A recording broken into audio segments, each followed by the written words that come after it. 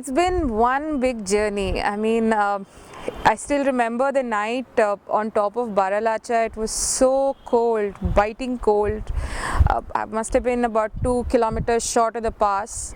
The road hadn't opened yet, and just that day the BRO cleared the road, and mine was the first vehicle to pull through. And fair enough, it was late evening, water on the road froze, and there I was with this very vehicle that I'm standing against, and I was stuck in it, skid off the road, went into the snow, and the whole night was in this vehicle. So it was me and the mountains and the Xylo.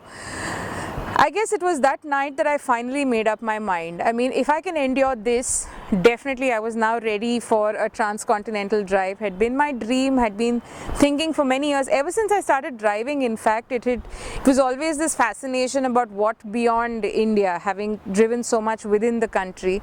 And having decided, got back to Delhi, started working on it, took a couple of months to do the route. Went on, and all along, of course, I knew that I couldn't do this without a sponsor. There was no way in hell I could do this without a sponsor. So went out looking for sponsors, and up until now it was still a solo journey, something I had dreamt of and wanted to accomplish as a mission. Well, what would you expect? Went from one person to the other person and the other person, and nobody was willing to, I think, give this idea a chance. They thought it was a joke. I mean, how on earth are you going to do this journey? A single woman, really, women really drive?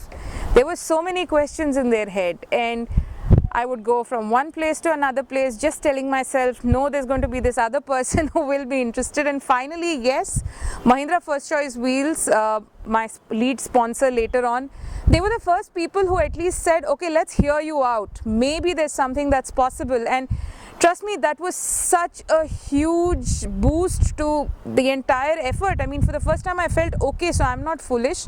This idea can work.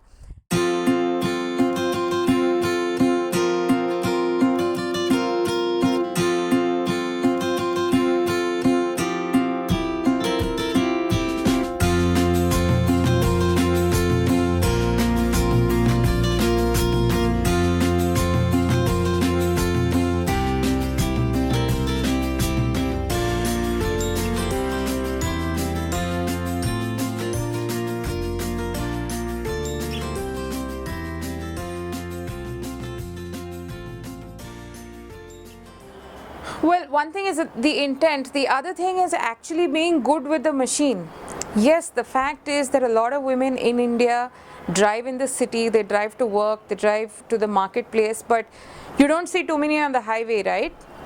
And that's not because they can't drive, but I have this theory that there are two reasons for that. A, it's about skills and ability to work with the machine, and B, it's about the opportunity. How did this become a 3-member journey like is put out there while I started off solo? Rashmi Koppar and Soumya Goyal are friends of mine from Bangalore. I grew up in Bangalore and we've been hiking together for quite a while. And I happened to share with Soumya and say, okay, I'm planning this mega journey and would you be interested?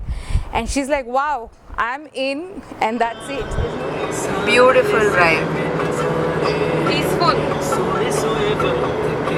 No traffic whatsoever. Wow. When you're about to embark on a trip like this, it's the first thing you want to look into is the route. For me, going to London, it took about a month to look at the route and come up with the most congenial route that was safe, secure, and politically stable, and the roads were okay. Once the route is done, then I went on to doing the paperwork in terms of the visas. Visas had to be got. Found out how many visas. I still remember the night when I started counting, okay, this country, and this country.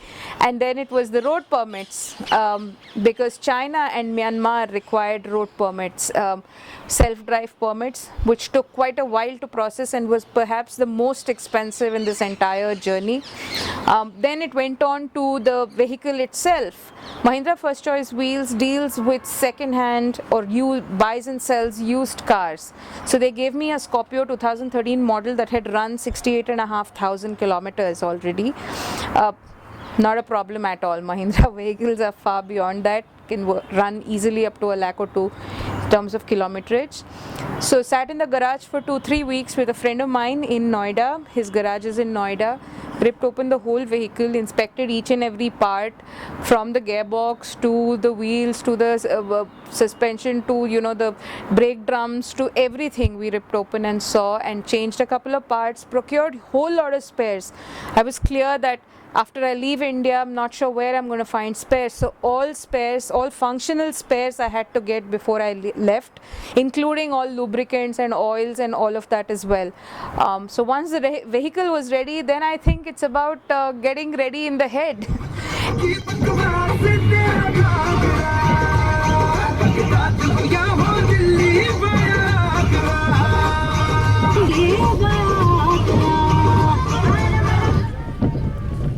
Okay. The road's actually sunken.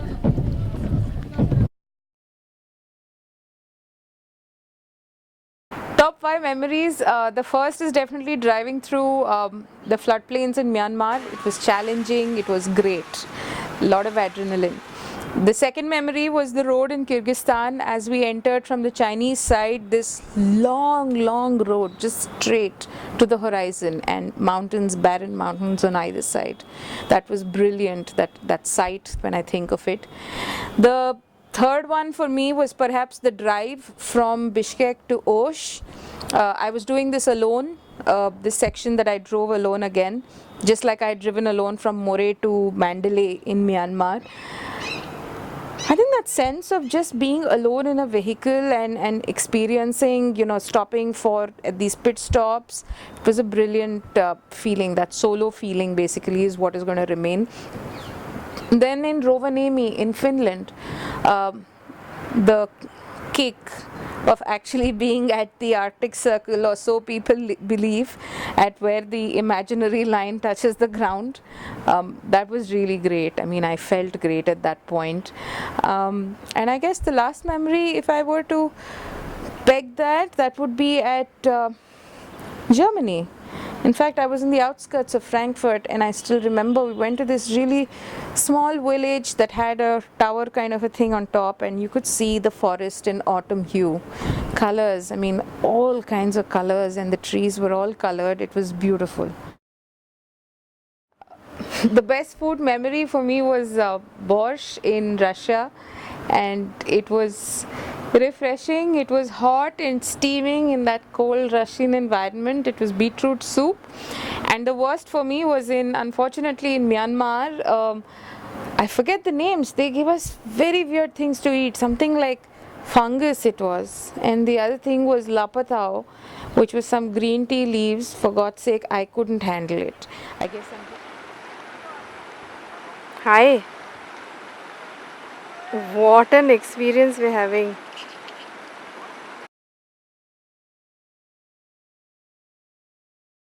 I think a journey of this scale has taught me, or told me again and again and again on many days, that it's only yourself and that sense of self-belief that gets you to places.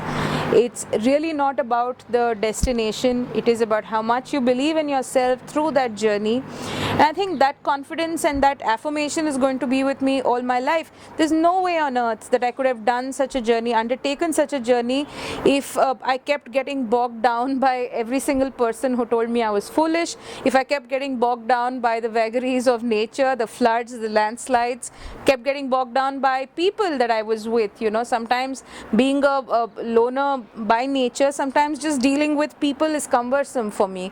But that can't really bog you down, and that belief in yourself, believing in yourself and saying, well, I will reach the end, and it's not out here that I give up. Giving up is not an option. This spirit is going to be with me all my life. I think it was the strongest spirit in so many years. The whole idea of Women Beyond Boundaries is to be able to give women opportunities to undertake long distance, high altitude, difficult terrain drives. Our intent is also to be able to reach out to women in these remote areas, so that the empowerment is twofold and we're able to reach goods and services across to such women. So this was primarily a maiden journey for Women Beyond Boundaries. I think what we've established, have we achieved why we exist and the reason why we exist? No. I think it's just a start. All we've done in this journey is it's given us a positive affirmation. We now know that it is possible, and I think the world knows it is possible. Women can manage their vehicle and drive.